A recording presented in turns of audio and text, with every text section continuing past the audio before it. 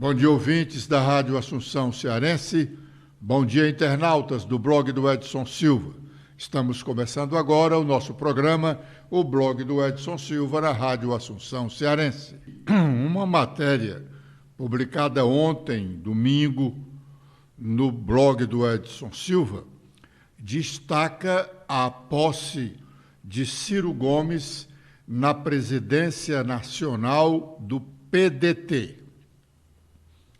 Ele é o primeiro vice-presidente do partido e estava fora do Brasil quando, do pedido de licença do presidente nacional Carlos Lupe para assumir o Ministério da Previdência Social no governo Lula.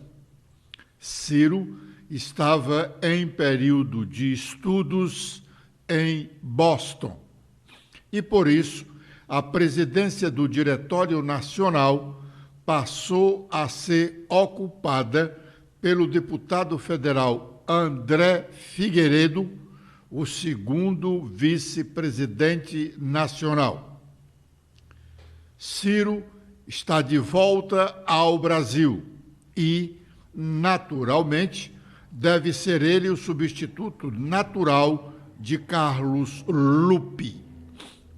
O problema criado no Ceará com um grupo de filiados ao partido, querendo oficializar apoio ao governador Eumano de Freitas, gerou um clima não de disputa simplesmente, mas de animosidade entre as partes. E o assunto chegou ao comando central do partido. Até porque um dos envolvidos na briga da questão do diretório estadual é o próprio André Figueiredo.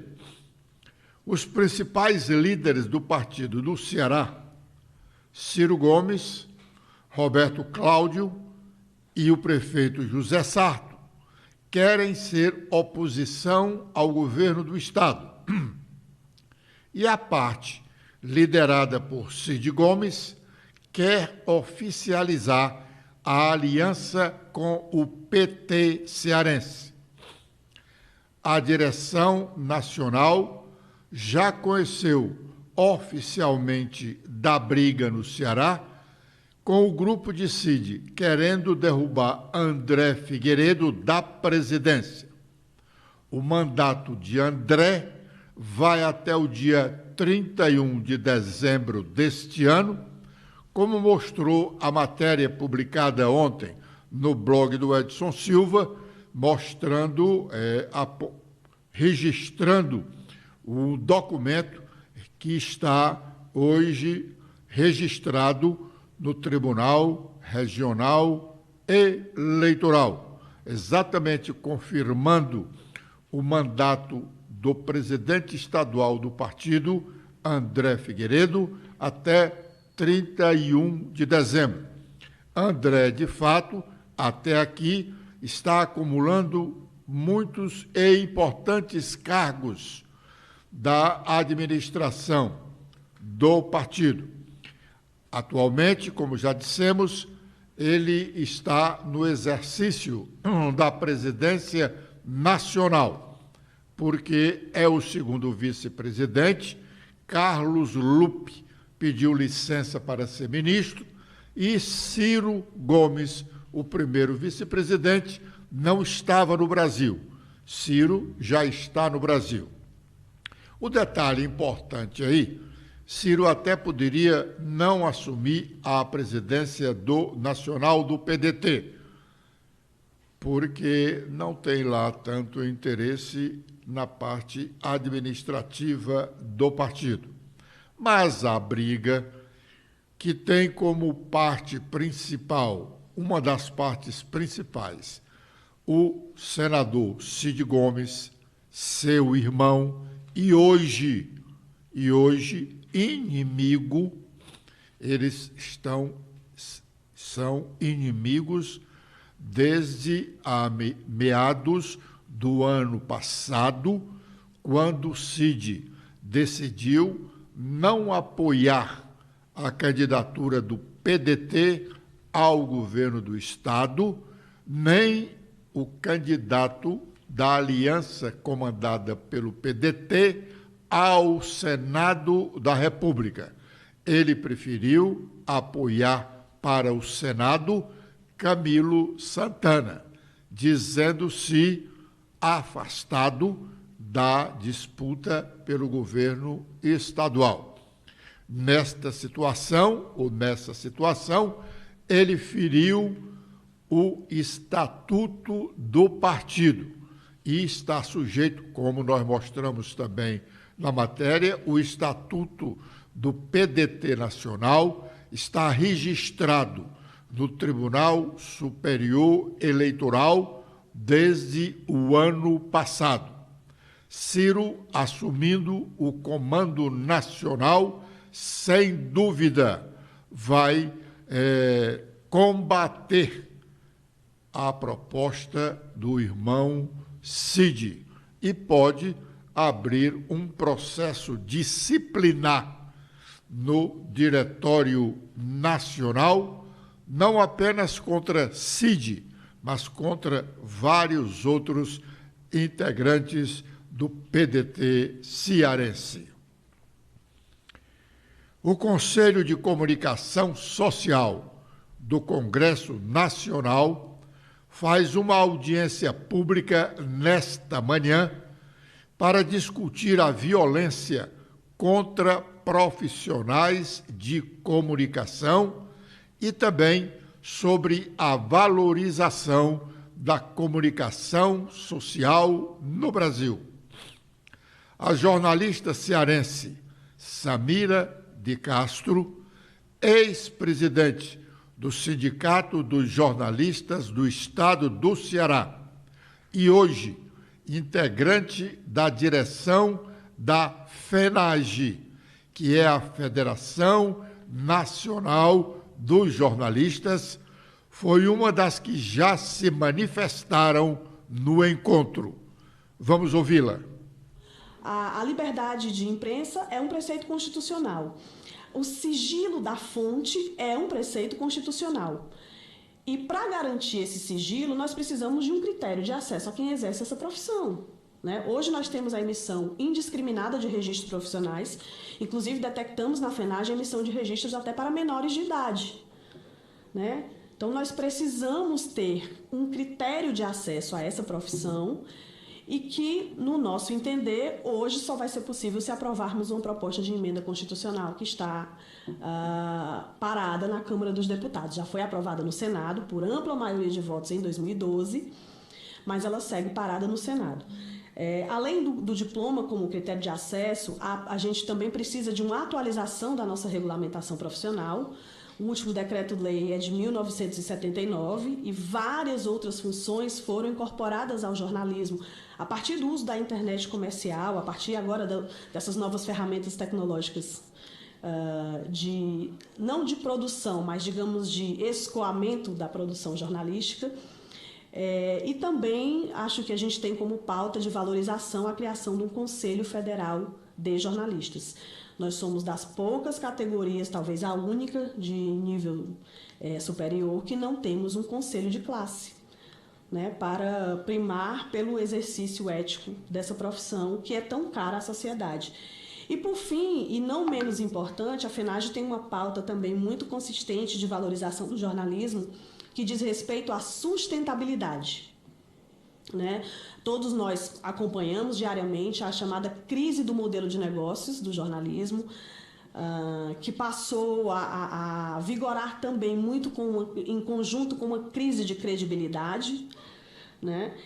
E hoje as empresas jornalísticas, todas de diversos portes, elas enfrentam uma concorrência bastante predatória das plataformas digitais. As plataformas passaram a absorver a maior parte, né, dos anúncios. Por quê? Porque trabalham com anúncios direcionados, né, com a questão dos dados das pessoas. E as grandes empresas, médias e pequenas, viram a sua fonte principal de receita minguar.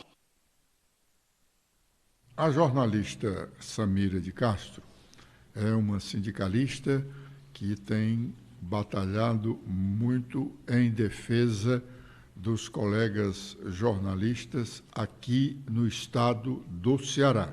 Agora ela empresta a sua colaboração à FENAGE, que é a Federação Nacional dos Jornalistas, cuja principal reivindicação e motivo de trabalho nos dias atuais é para que tenhamos uma legislação que respeite o diploma profissional. Todas as entidades de classe, sindicatos e FENAGES trabalham no sentido de que o jornalista só possa realmente exercer a profissão com o diploma de jornalista. É uma luta que já vem há algum tempo.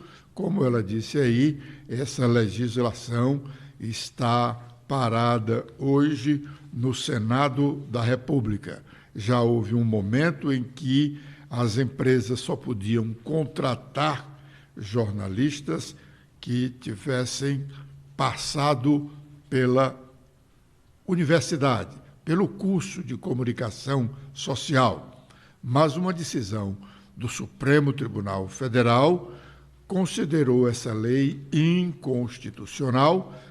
A provocação foi pelas grandes empresas de comunicação e aí o diploma passou a não ser o objeto central da contratação dos profissionais. Os estados federais têm um esforço concentrado até o final da próxima semana para votar nesse esforço concentrado uma série de importantes matérias, dentre elas a reforma tributária. Ontem, domingo, os líderes de bancadas na Câmara dos Deputados tiveram uma reunião à noite na residência oficial do presidente da Câmara, deputado Arthur Lira, para definir a pauta desse esforço concentrado. Stephanie. Olá, Edson. Olá, internautas do blog do Edson Silva. A Câmara dos Deputados realiza esforço concentrado a partir desta segunda-feira para votar a pauta econômica do governo. O plenário vai analisar as alterações do Senado ao arcabouço fiscal, o voto de qualidade do CARF e a recriação do programa de aquisição de alimentos, além da discussão da reforma tributária. A sessão do plenário desta segunda está marcada para as 16 horas. O presidente da Câmara, Arthur Lira, afirmou que as pautas econômicas foram negociadas com o ministro da Fazenda, Fernando Haddad. Conversei hoje com o ministro da Fazenda, Fernando Haddad, para acertarmos os temas econômicos que a Câmara dos Deputados vai apreciar semana que vem. Reforma tributária, CARF e arcabouço fiscal estão na pauta que queremos aprovar, disse Lira em publicação no Twitter na sexta-feira. Até o momento, a pauta do plenário está trancada pela proposta que retoma o voto de qualidade no Conselho Administrativo de Recursos Fiscais, o CARF, última instância de recursos administrativos sobre as punições da Receita Federal. Esse deverá ser o primeiro item em votação, a não ser que o governo retire a urgência para liberar a análise de outras matérias.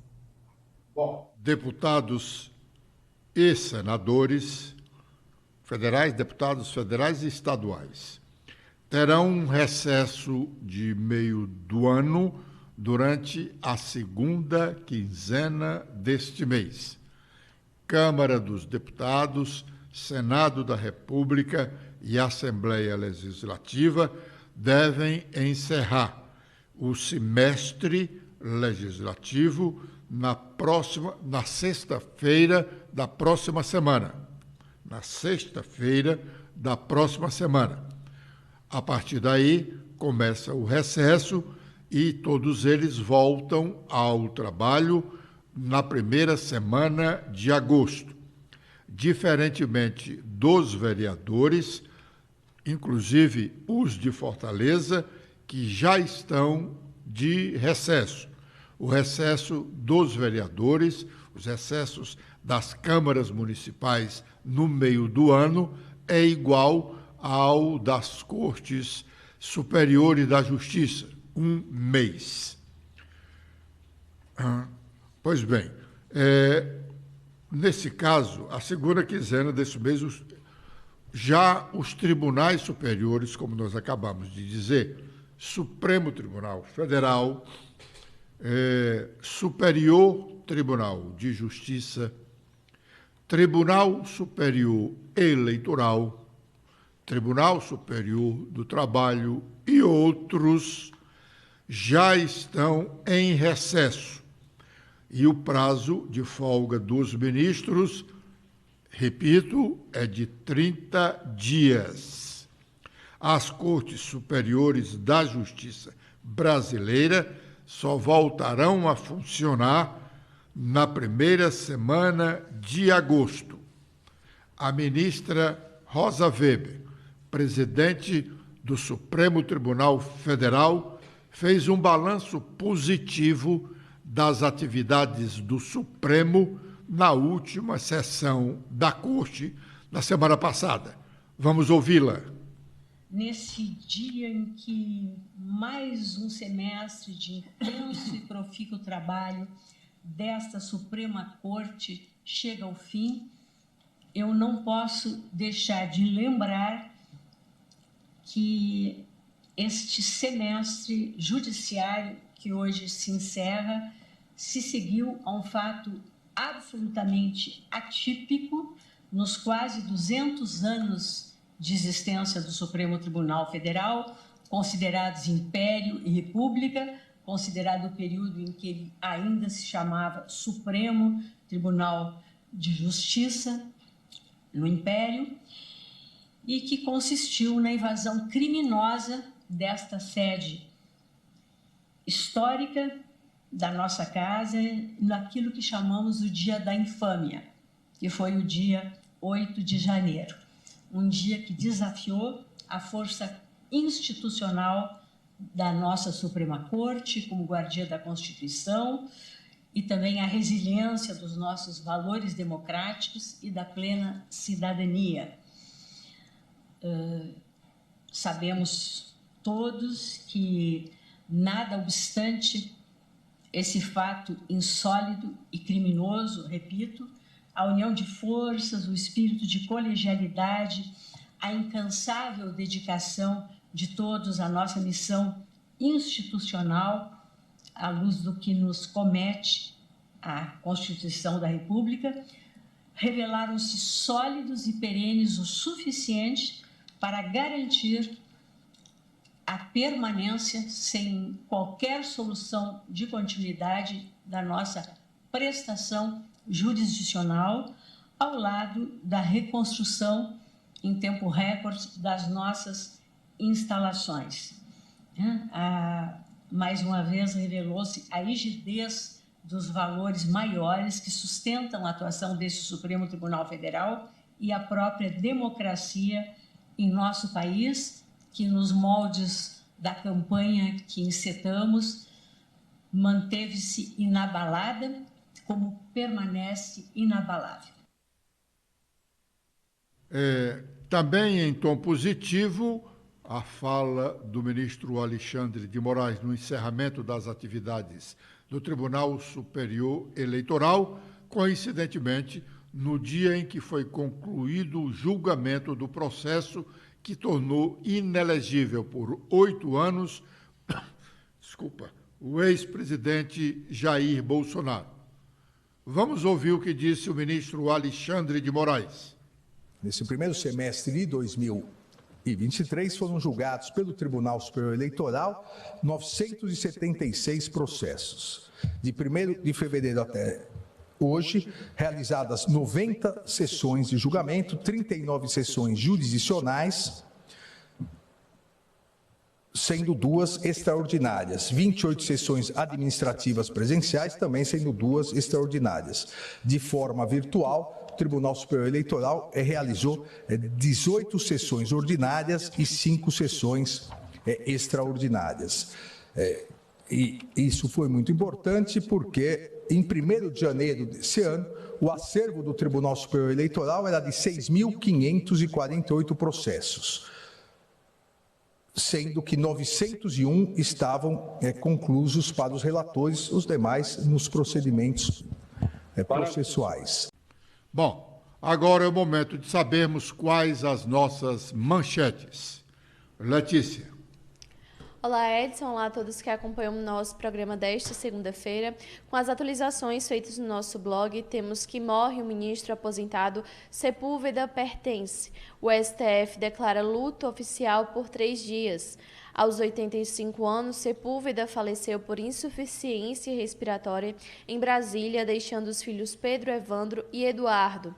Adentrou na Suprema Corte Brasileira em 1989 e presidiu o STF entre 1995 e 1997. Em meio a pressões políticas, Nízia Trindade recebe apoio ao abrir a 17ª Conferência da Saúde. O governo federal nega que tenha intenção de mexer nesta área. A ideia de substituição da titular da pasta, no entanto, circula em meio a negociações por votações importantes no Congresso Nacional, onde o presidente Luiz Inácio Lula da Silva trabalha para ampliar a sua base de apoio.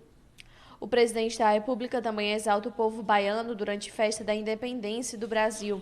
A cada dia 2 de julho, a Bahia celebra a expulsão feita em 1823 pelas tropas portuguesas que ainda resistiam à independência, declarada no ano anterior por Dom Pedro II.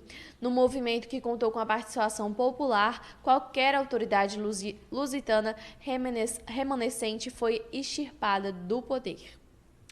Arthur Lira, como já mencionado, cancela reuniões de comissões e sessões solenes nesta semana para votar a pauta econômica. Durante este período dessa decisão por esforço concentrado, que foi definido no último domingo, ontem, dia 2, em reunião com os líderes partidários, que tem início nesta segunda-feira e vai até o dia 7, sexta-feira, para que os deputados debatam e votem as propostas da reforma tributária, do CARF e do arcabouço fiscal. Também temos sobre esta decisão que foi adiado o depoimento de Mauro Cid para a próxima semana na CPMI do dia 8 de janeiro. A oitiva estava marcada para amanhã, terça-feira. Cid está preso, acusado de fraudar cartões de vacinação. Além disso, a polícia encontrou mensagem no celular dele sobre um golpe de Estado.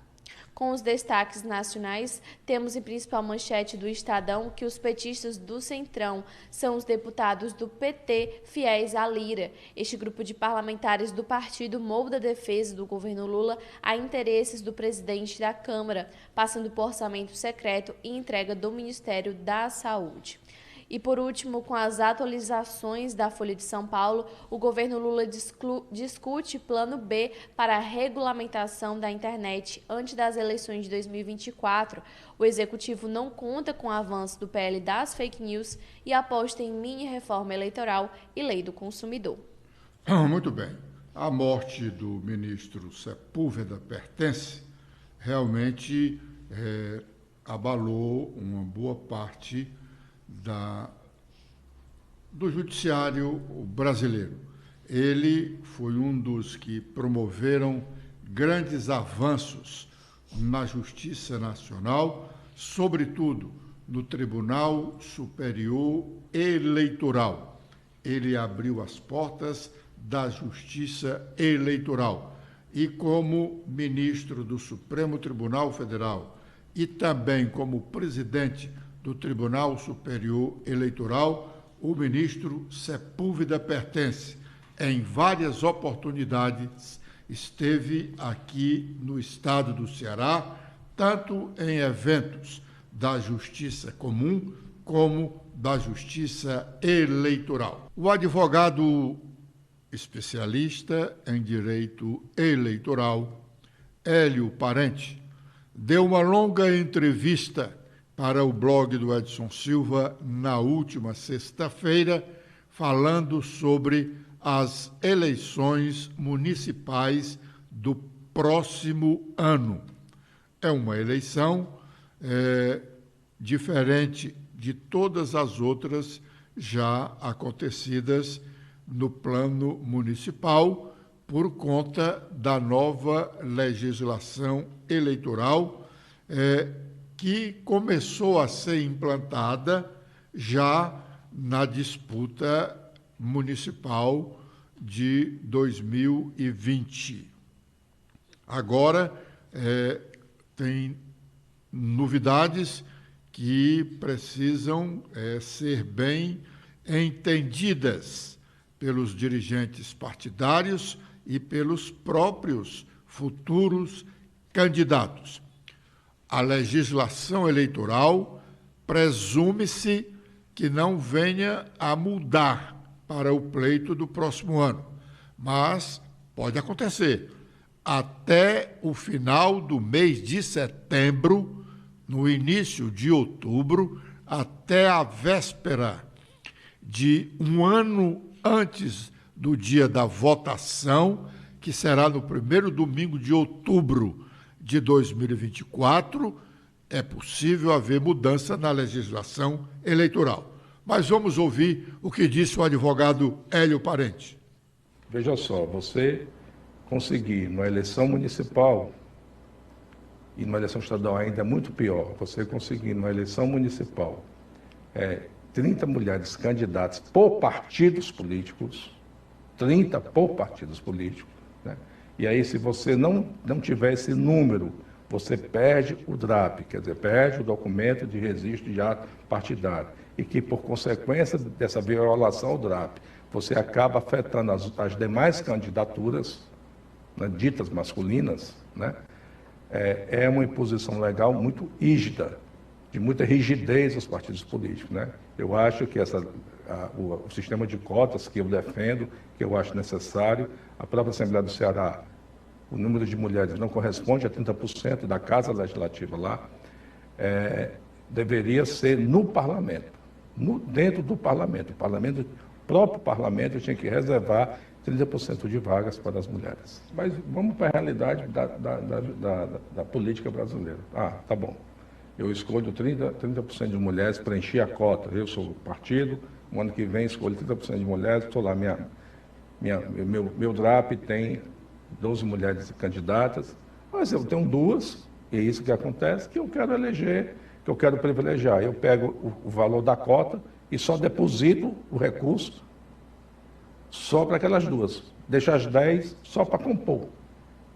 Não transfiro o dinheiro, elas não fazem propaganda, elas sequer participam do pleito eleitoral, ou então simulam que estão participando, né? E aí a própria cota sequer é transferida proporcionalmente em relação àquelas mulheres candidatas. A Comissão Eleitoral está avançando no seu entendimento de julgados para colocar também como sanção, aí a sanção de inelegibilidade, os dirigentes partidários que foram responsáveis. Mas a lei não trata disso, né, doutor Hélio? A lei não trata. Então, a Justiça Eleitoral não devia, e acho que todos os advogados deviam, mesmo defendendo essa tese, protestar. Mas existe uma lei, que é a Lei Complementar 64/90, 135/2013, que diz que o abuso de poder político, e aí é um abuso de poder político, né, tem que ser punido para o beneficiário e para quem cometeu o abuso. Então, o dirigente... Nós estamos encerrando o nosso programa de hoje, agradecendo a honrosa audiência dos ouvintes da Rádio Assunção Cearense e internautas do blog do Edson Silva. Amanhã, com a proteção de Deus, estaremos de volta às 11h45. Letícia. Eu também faço meus agradecimentos a todos que acompanharam o nosso programa de hoje. Vocês podem ver mais notícias apontando a câmera do celular de vocês para este QR Code.